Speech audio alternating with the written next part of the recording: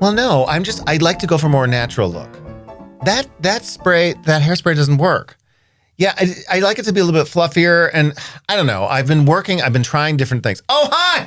Oh my gosh, I'm talking to my stylist. There's nobody here. Anyway, it's me, Mrs. Kasha Davis, and I want to say thank you for tuning in to another episode of Auntie. Movers, shakers, entrepreneurs, and motivators. That's who we have here. And today is absolutely no different. The fabulous Kyla Minx. I have told you for the last time, I do not know who your husband is. No, I'm so... Oh, I've got to go. Gotta go. Oh, good. Yeah, let's hang up.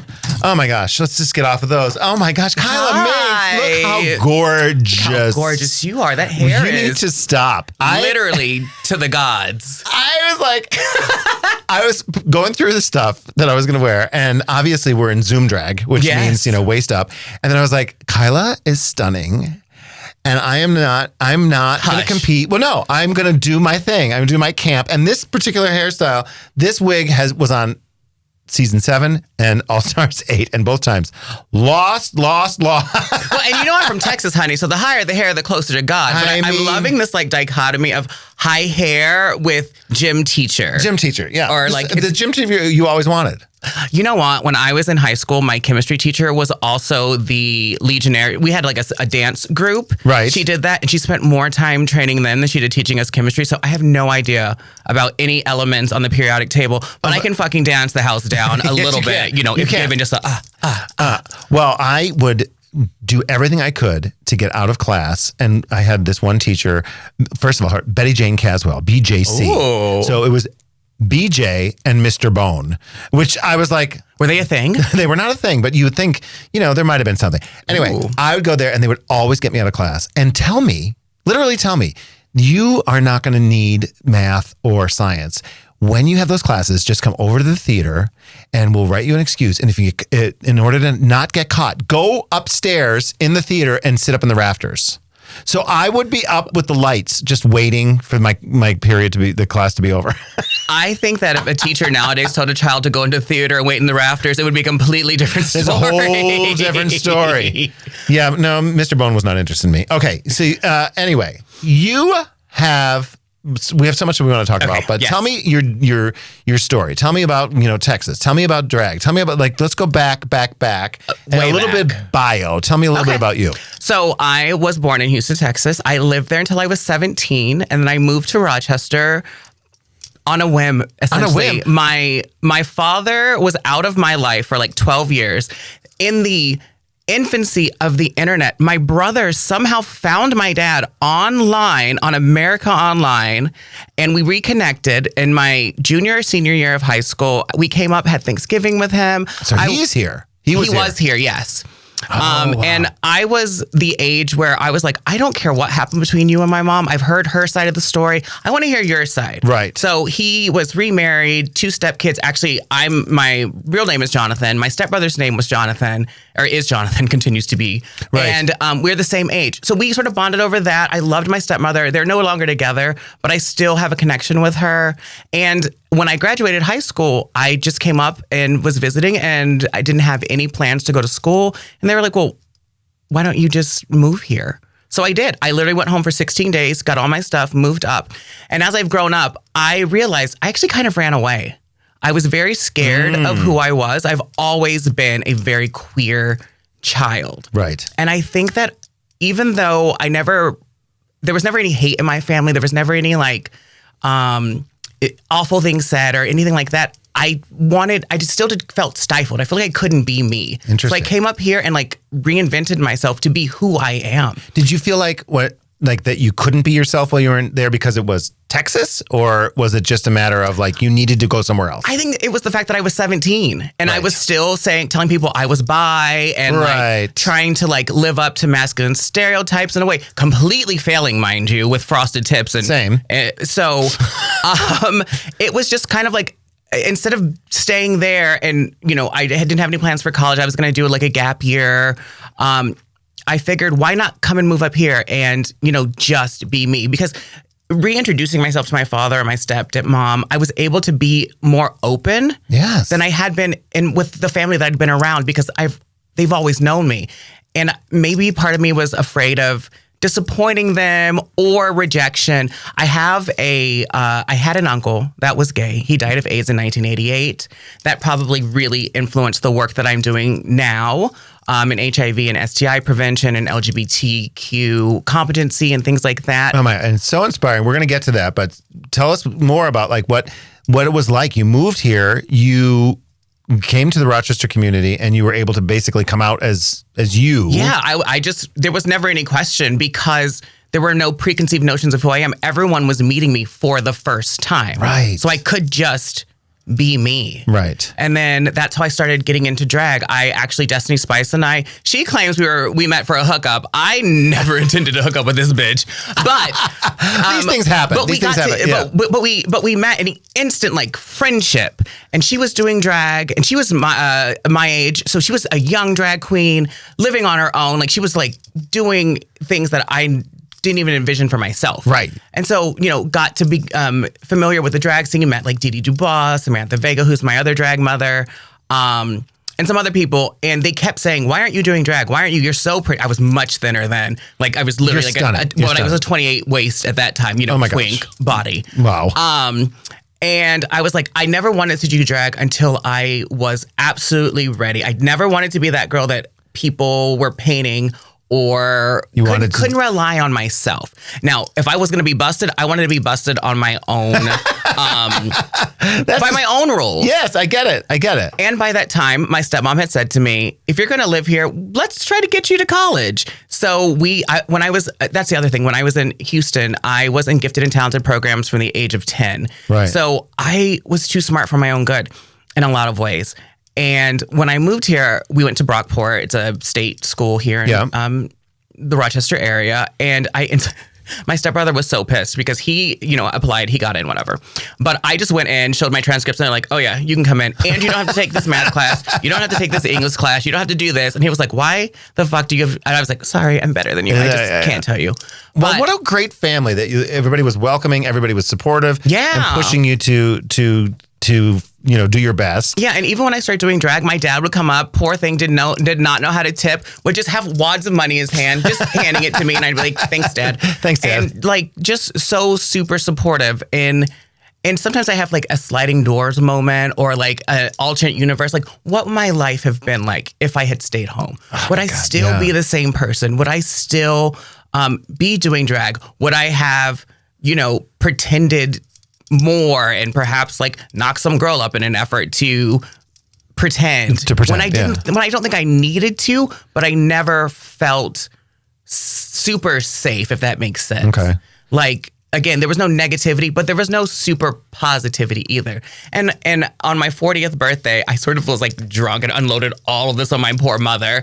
And I came, she did the best that she could, her and my stepdad. My stepdad apparently was very, very accepting, or is very accepting, I should say. And I even told my mom, like a couple years after they'd been married and we'd lived with them. He's like, that one is different. You have to treat that one a little bit softer. Right. And was like very protective of me in a way that I didn't realize until she told me that. That's amazing. Yeah. Now, I identify as Ed, he, him. Mm-hmm. In drag, she, her. Yeah. I think that if I had the world we have now, I think I would have really pursued the idea of all gender. I mean, I can't stand they. You can't? It drives me nuts. I get easily confused in stories. I am a big fan of neo pronouns. These new pronouns like Z, Zer, Faye, whatever.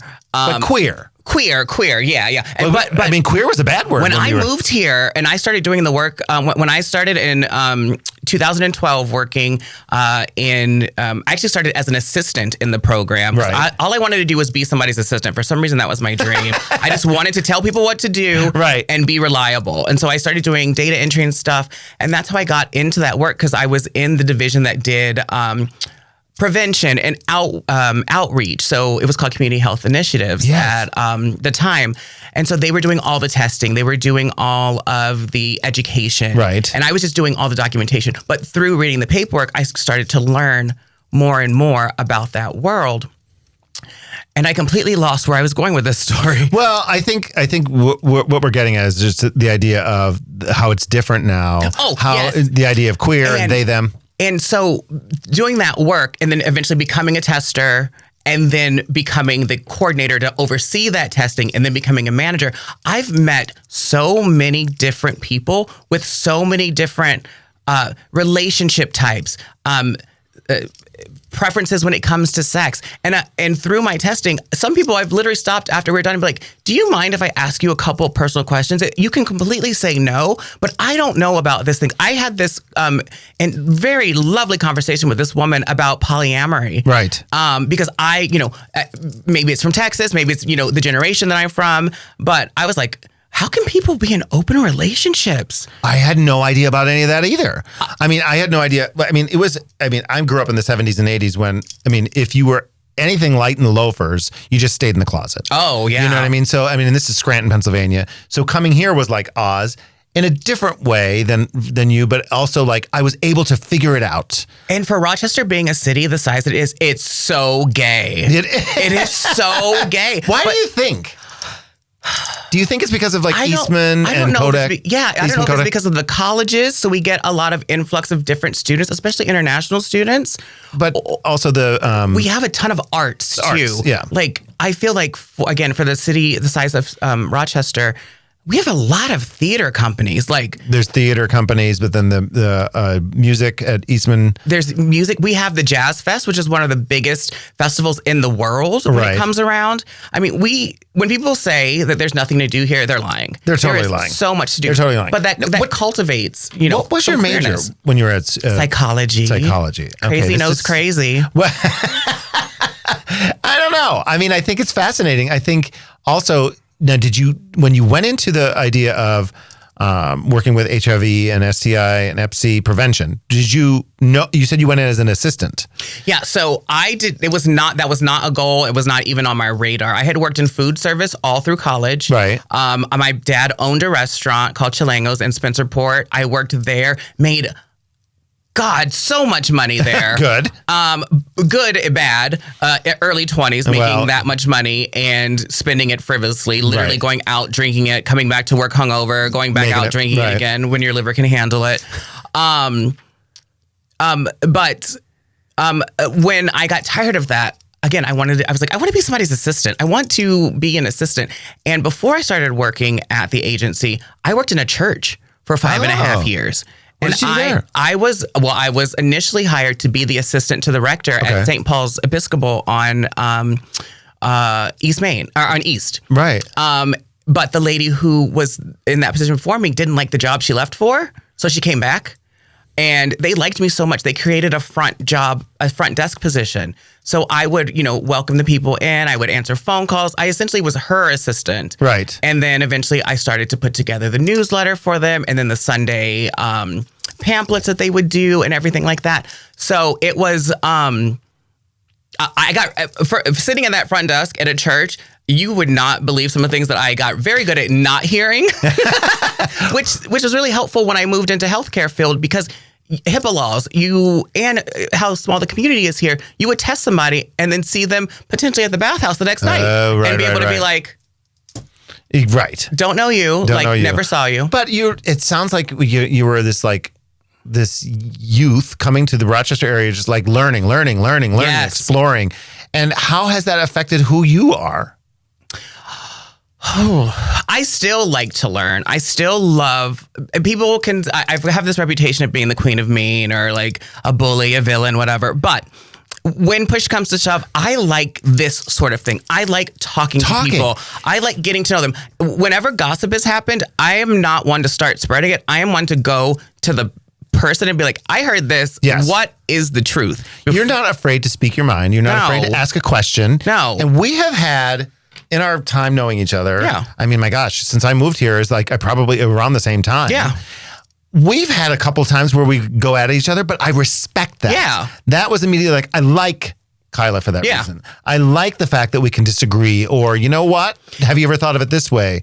And as I've gotten older, I still don't have time to sugarcoat anything. I don't, but I've gotten better at the approach. I've gotten better at how I'm saying it or what I'm saying. So instead of being like, none of this works, and just walking away being like, none of this works.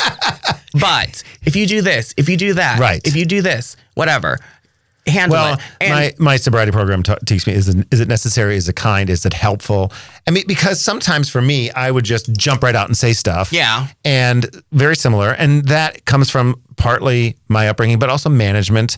I'm always like thinking that everybody needs my help or needs my opinion, and they don't. See, and I'm a very process-oriented person, and I like rules as much as, and I think I like rules so that way when I break them, I can say, well, I broke it because there's this loophole, right? Or technically, I didn't break the rules, but the rule didn't cover this. So I like to know where I stand, so that way I can either follow the rules. I'm very black and white when it comes down to it, quite honestly. I have a very hard time seeing a middle ground. And that's something that I've been working on over my life, especially as I become more aware of it. Mm-hmm. But yes, I was same thing as you, management. So I'm very like process, goal oriented. What is the outcome? I don't have time for bullshit. Why are we wasting time? My poor staff, when I was managing at the agency, would come in the morning like, hi, how are you? I'm like, what do you want? You see me every morning. I don't need a good morning. You're here. Right. I love you all. But like, what do you want? What's the point? So then they were like, okay, I get to the point. I was like, it's just gonna save both of us. And where are you working now in the day job? So I'm working at a place through the U of R, the University of Rochester, called the Center for Community Practice. So essentially all the skills that I learned in the decade plus that I was at Trillium, which was the community-based organization I worked at. Right. I'm using that now to teach people to do the job that I used to do. Oh, wonderful. Yeah. So people will come to us if they're CDC funded or if they have other funding streams that also fund us to educate. They can come and say, hey, I'm having a problem getting this program off the ground, or we've tried X, Y, or Z to get our testing numbers up. What else can we do? And we can help them problem solve. I'm actually next week, this is going to sound like humble bragging, but I'm really pissed. I'm going to miss the eclipse. Where I'm going to the Virgin Islands to do a training with them on cultural sensitivity and cultural responsiveness. We went there in November to do a PrEP. So PrEP, the medication that can prevent HIV. We went there in November to do a PrEP workshop with them. And through that workshop, we saw that there were some gaps in stigmatizing language and being affirming to queer folks, even acknowledging the fact that people are having gay sex on St. Croix. So we're going there to help them, not to tell them what to do, but to give them the tools that they can pick from to hopefully help them be better in the work that they're doing. That's amazing. Yeah, that's amazing. Not just the Rochester community. I mean, this is international community, global community. Yeah. I mean, you're a community queen. Oh, well, depends on who you ask. I don't want to upset anybody. I had to say that. I was there for that argument. No, but I mean, you really are, honestly, that has been something why I wanted to talk to you. Because is it more the education? Is it the conversation? What do people need to know about the testing? And what is it? Is it the stigma? Do you know what it is? I think it's more stigma. I think that this younger generation really could care less in a lot of ways. They are so free. They are so open. And obviously that's the good portion. For every good, there's bad. There are also those up-and-coming Republicans, those up-and-coming Nazis that, whatever. But I'm hoping that pool of young people is much smaller and much less powerful than the group of open, accepting allies that we have now. And I think that is key. It's about health. And health in America, we're not taught to take care of ourselves before something happens. We're taught to go to the doctor when we feel sick, when we've ignored pain for months and months and months and can no longer walk or whatever. Sexual health is prevention. It's taking control of your health before something happens. And it's also acknowledging that STIs happen. Right. It doesn't mean that you're a bad person. Exactly. It doesn't mean that you've done something wrong. It doesn't mean that you're being punished. It means that you engaged in a behavior, and sometimes behaviors have negative outcomes that come along with them. I mean, look at drinking coffee. You could drink coffee. You drink too many cups. You might. I don't know. I'm making this up now. But you know what I mean. Like sugary things. Too much excess can have a negative consequence. Correct. not the perfect analogy because you can have sex one time and have an STI, but it happens. We don't scandalize people for diabetes. We don't scandalize people for heart disease or for osteoporosis or anything that's a manageable disease or something that can be treated. Why do we treat that? Why do we treat it? Treat sex that way? Why do we treat STIs that way? So much of it is in the closet. So much of it, people just, oh my gosh, I have this interest, or I'm interested in opening up our relationship, whatever the case may be. Yeah. It's like, oh, hush, hush.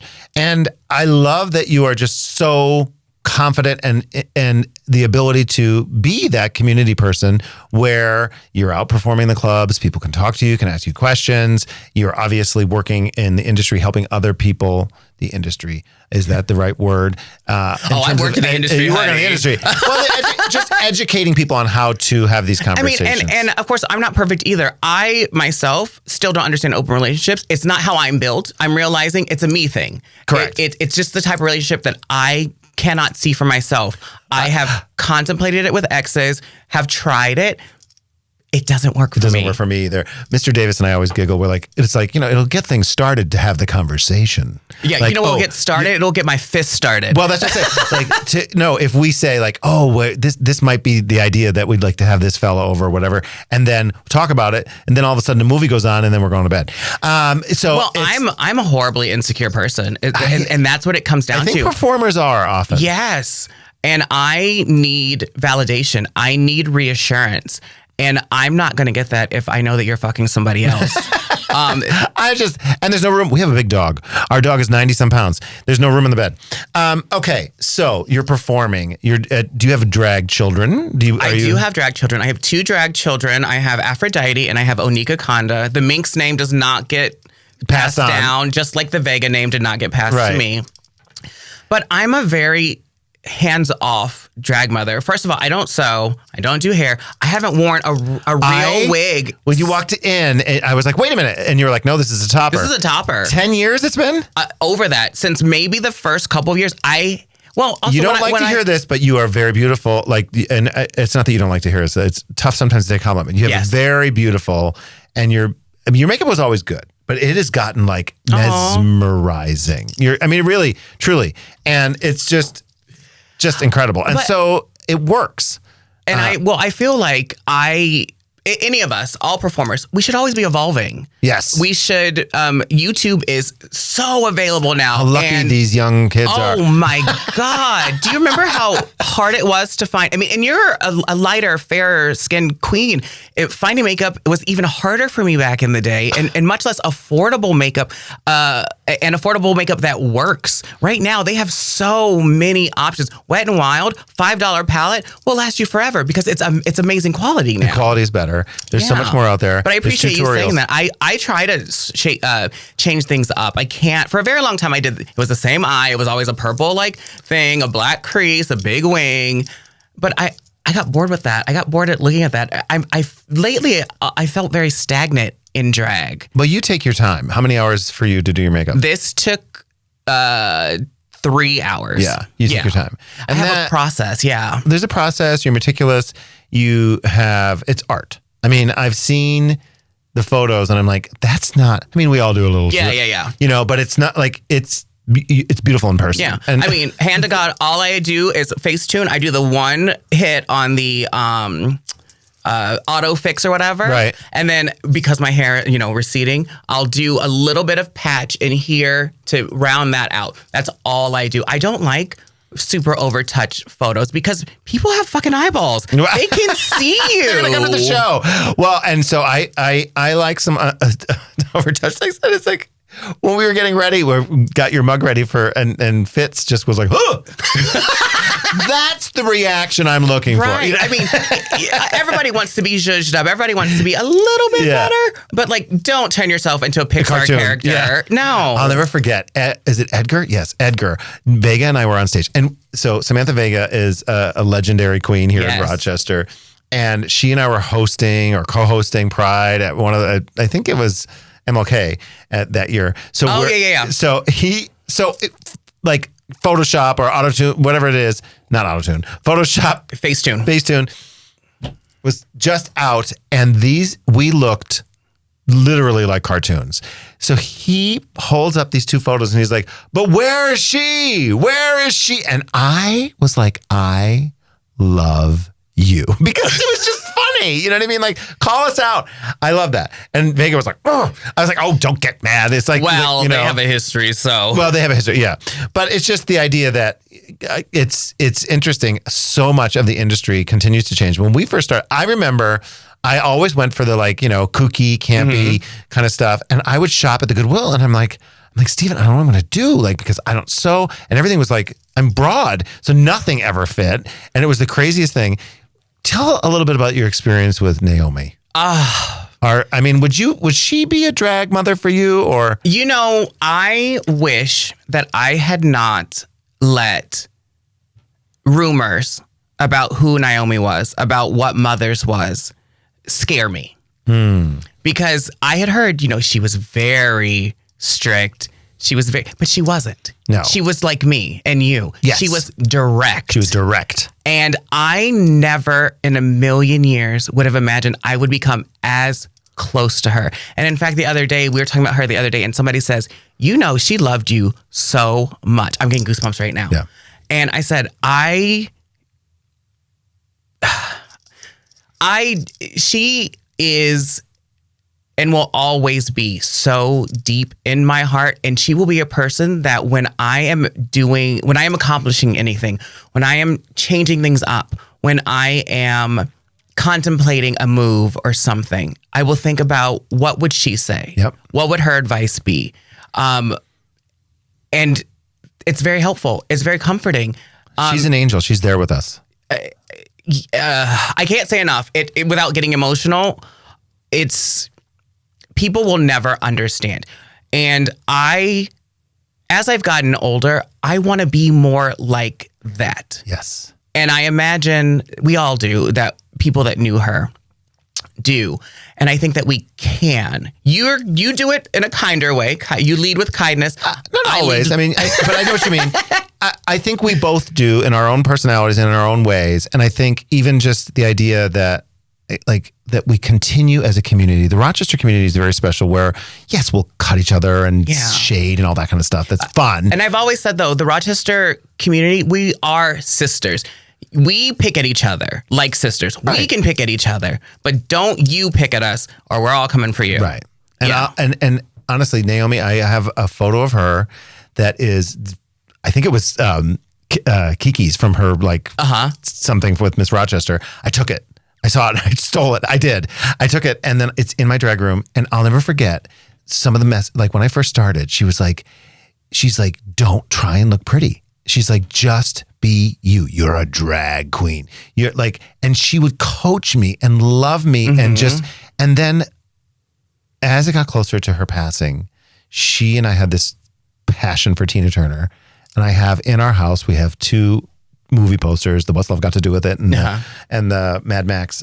And Brian's like, Naomi wanted you to have these, and I cherish those. Like, I sense her so often. Yes. I was like, would this make her proud? Yes. Would she approve? Yeah. Would she laugh? Would she be like, you know what? Don't take yourself Don't take it so seriously. Yes. You know, she would help me so much, like, because anytime I ever try too hard, I hear her saying, like, just have fun with it.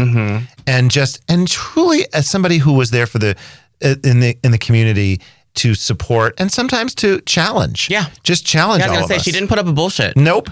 No. And I think we're very fortunate to have her influence and for us to find ways within our own personalities to carry that on. I'm very grateful to her. And actually, I'm very grateful to Pandora, because I don't think very many people know this, but Pandora is the reason why I'm a host, because she used to do Pandora's boot camp. And I misunderstood the rules for the game, for the challenges. Yeah. And I showed up every week, except for Broadway, because I hate Broadway. But I would show up. And then eventually one time she was changing her. She had to pee or something. And she was like, here, have the mic. Go talk. And I was like, she's like, you're funny. Just to go be funny on stage. And she opened that up for me. Yep. Yeah. And that's the kind of thing that I love about the community. Yeah. Like another host in another city would say, we're stopping, we're taking a break. Yeah. No one takes this microphone. We want each other to like stumble a little bit. Well, I mean, it depends, right?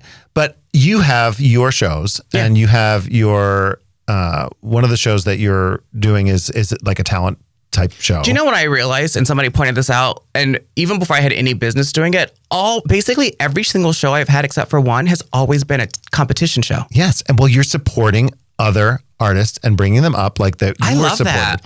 Okay. So you love that. You're obviously stunning.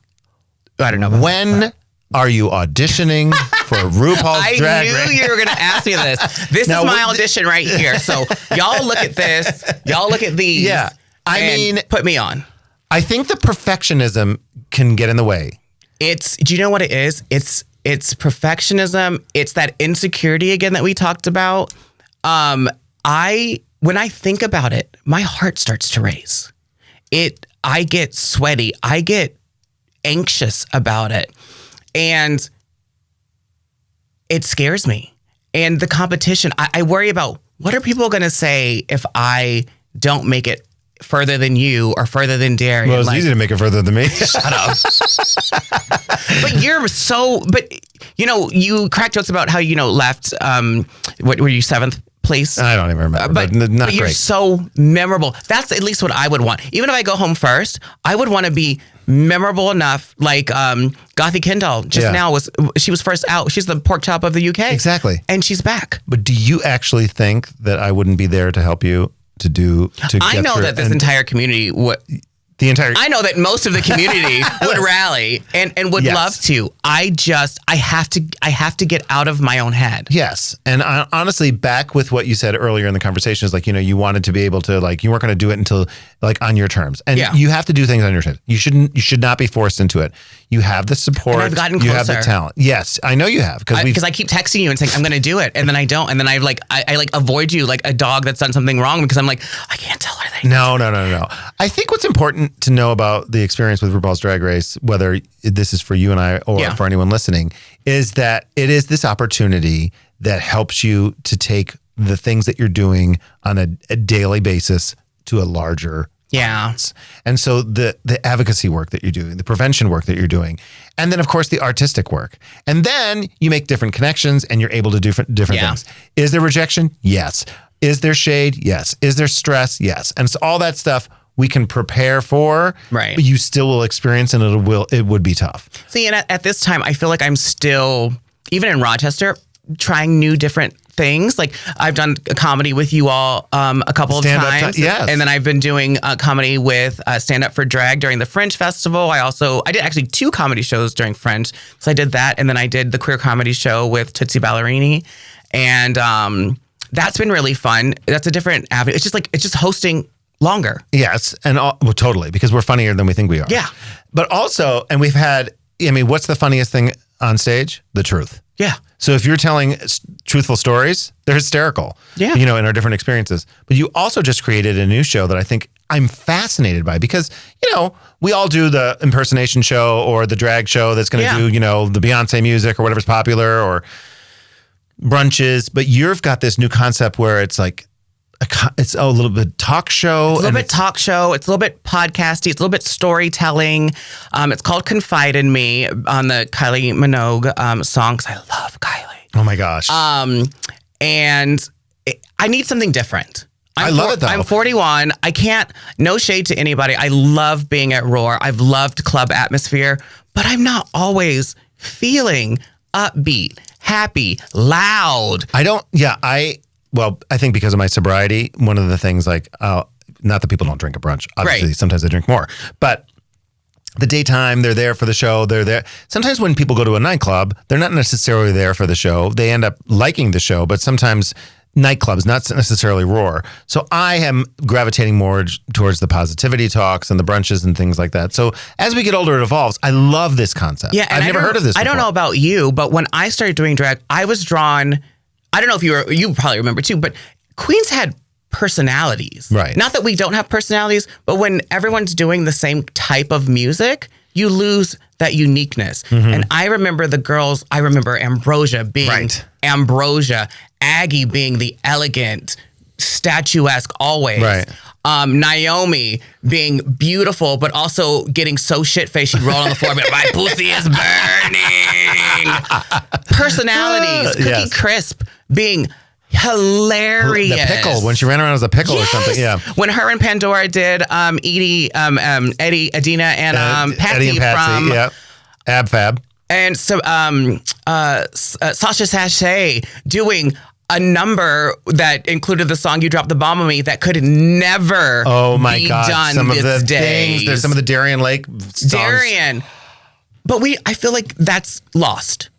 To a degree, I think it is. To a degree. And I want to bring that back. I want the performers, right now starting with drag, I want the drag performers to be able to share a bit of who they are and talk about some of the songs that they don't really get to do. Yeah. Or, I don't know, maybe they did it once and it didn't go over well. It wasn't the right venue. You know, we all have those moments. Try it again. But also that... Tell me about it. Exactly. That was what I was going to say, that you can talk about it after the song. This is why it has meaning for me. Did you catch that?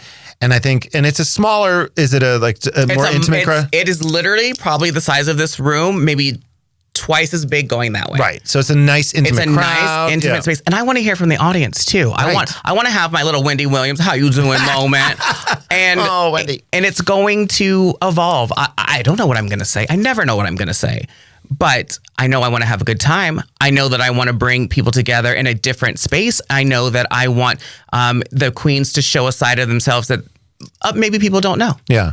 And all this stuff, all of these experiences will lead to the most amazing audition tape if you should decide to do it. People don't have to. That's the other thing. No. I want to because I care about you and I love what you bring. There is something inside of me that when I watch a season, I feel a yearning. Like, well, then it's gonna happen. I should be there. I have to get out of my own way. I've literally thought about going to hypnotherapy. Well, part of it, you've made some drastic changes. You mentioned to me that you recently just cut back and or quit drinking for a bit. I did. I was a blackout. I wouldn't say drunk. There's a switch, and I never knew when that switch was gonna flip. And I wish I could be a happy drunk. I wish I could be a drama-free drunk. I'm not. If I get drunk, something bad is going to happen. And it got to the point where I said, I'm 40, I'm 41 now. I cannot be coming home and running outside to check on my car because I don't remember how I got the fuck into bed. Yeah. And I don't miss drinking. Occasionally, I will have a shot. On my birthday this year, I did a shot in the first set. I did a shot in the second set on stage so people could see, we could have a good time. But I don't really miss drinking. I don't miss that lack of clarity. I don't miss having to worry about who I upset, who I pissed off. I'm so grateful to the club owners, the show directors, who were forgiving and were like, girl, you have to get yourself together. Figure it out. Amazing for you that your ability to control it and just be able to just have I kind of wish I had done it earlier. Well, in my experience, by removing it from my life, things got clearer that I can do something like this. I can even imagine doing something like this and so many other things. And I think, I'm not here to tell people you shouldn't drink. Yeah. I'm just here to say that if you can recognize like you did that, oh gosh, this is getting in the way or this is not how I want to be. Yeah. That you can still do what you're doing, have fun, and maybe even more. Sometimes it can be tough. It can be very tough, especially when you're in a room. I'm sure you feel this way too. When you're in the room and it seems like everyone's drunk. Yeah. Everyone's not even in a bad way. They're all having a good time and you just kind of feel like you're the stagnant one. Yes. Just there. Well, there are tools and there are things, that I have started smoking a little bit of weed, but weed ain't never hurt nobody. And I do that at home when I have nothing else going on. It helps to relax. And it is, I definitely can't do it during a show because I'll be like, what was I saying? but it's where am I? Yeah. Okay. No, I think that's amazing. I mean, you're identifying things that you want to make some changes with and knowing that, there are people like myself, hopefully you can make those connections, talk to, and it's possible. That's what our community needs to know sometimes, that it's possible. There is a stigma with people that, have an issue with drinking. And some people don't realize that it is an issue because they don't do anything terrible, but they don't realize like you were fall down drunk. Yes. Somebody had to take care of you, and then they had to take care of you last weekend, and they had to take care of you the weekend before. It's a disease that has the stigma as well. Yeah. And unfortunately, it's celebrated. It's an accepted disease. It's accepted, but it's celebrated. Everything in life somehow has a connection to alcohol. And we can be examples of people that can say, yes, it's possible to do things without it. I have to transition to... And it's funny because when I stopped drinking, I started becoming a bartender. Hysterical. It's just, I don't know, life, weird. Conundrums on top of conundrums. Okay, so the thing that I wanted to transition to, yes. Okay, so you mentioned your favorite celebrity, Kylie. Yes. So it would be Kylie and then Spice Girls. Spice Girls. Did you ever meet any of them? So I met Kylie in 2008 or something briefly. It was during the Aphrodite tour. And I was with a friend and they said, come with me to the back. We were literally, it was general admission. So we're already in line for like 7 hours. Right. We went to the back and there were just like people in the know back there. And all of a sudden this black car comes up and this tiny little woman comes out. And she does what I could see myself doing. She wasn't on quite yet. She stepped out and she goes, and then she turns to us and she smiles and she goes through and people had things out. And I'd never even imagined I'd meet her. So she came to me and she said, what can I sign? And I said, my wrist. And she said, well, what can I sign? And I said, my wrist. And she goes, what do you want me to sign? And I said, my wrist. And she goes, what do you want me to write? And I was like, oh no, I pissed her off. And I said, just your name. That's fine. So she signed my arm. Oh, and I got it tattooed. Yes. This was in New York City. And you would think that after the concert ended at 11:30, I'd be able to go to any tattoo parlor because it's fucking New York City, the city that never sleeps. Yeah. Every fucking place was closed. Oh my God. One place was open. And I said, I will give you an extra $50. And she was like, I can't. And I was like, yes, you fucking can, but you won't. I literally wrapped it, did not wash that area. And when I got home, the first thing I did was make an appointment and have it done. That's amazing. Yeah. What I wouldn't get to have Tina Turner. I would love to meet the Spice Girls. Oh. I went to London in 2019 and I was at their very last show. I saw Tina Turner a couple times, and one of the last times, my ex-wife and I were divorcing, and she has the song Silent Wings, and I brought this giant bouquet of flowers up to the stage. I had gone up to the stage a couple other times in different concerts and got shooed away. This time they let me, and she came down, and she had tiny little freckles, and she shook my hand, and I said, you're the best! Seriously? That's all I could say. And of course, she took the flowers, and then when she was going, she just took the flowers and threw them on like some shelf. Like, I guess you're not going to take flowers on the bus, but I was like, I spent a lot of money on those, Tina. But it was amazing. I shook her tiny little hand with her tiny little gold nails. Also, what is it with these divas being so tiny? So tiny. So tiny. Well, that is not me. So I must not be a diva. Anyway, I just thoroughly enjoyed having you here today and our conversation. We're done. And we honestly, we can go on again and we will have you back again. Yay. We will talk more. I would love to. I want to hear more about the shows. Yeah. I would love to have you on. The budget right now. I don't care about the budget. I want to do that show. It's budget free. It's whatever we make. And actually, I'm not even paying myself unless we break $200. Right. Before that, it's being split between the two guests. And I already told Steven. Mr. Davis, I was like going through, I was like, I would do this song and I would do that song. Like, so it would be so much fun. So we'll talk about that. Oh, sweet. But we have to wrap up with some dad jokes. What do you got? What's the pull? So, what did the mama cow say to the sleepy cow? Sleepy baby cow. What? It's past your bedtime. Okay, that's good. Why does a blanket make a great friend? I don't know. It always has you covered. Okay. What did the mayonnaise say when the refrigerator door was opened? What? Close the door. I'm dressing. I did not think I was going to like these. That's a really good one. Okay. Velcro. What a ripoff. Okay. Okay, honestly, the cringe makes me laugh. And the fact that people, like, at first they don't laugh, and if you keep doing them, they get sillier and funnier. Anyway, thank you so much. Thank you for having me. Coming here and spending 3 hours doing your gorgeous makeup. I spent like 30 minutes, obviously. I wish I could paint that fast. No, I would have a nervous breakdown. I've been in makeup since like 6 a.m. God, you're a trooper. News in Buffalo. Anyway, adore you. So glad you're here. You. We'll have you back again. And I want to thank you for watching Auntie. I'll tell you what, we have had so many marvelous people here. I hope you're getting a lot out of these stories about how you can feel good about yourself and make changes in your life so that you can be your most fabulous, unique you. And remember, there's always time for kindness. And penis. So you gotta love her.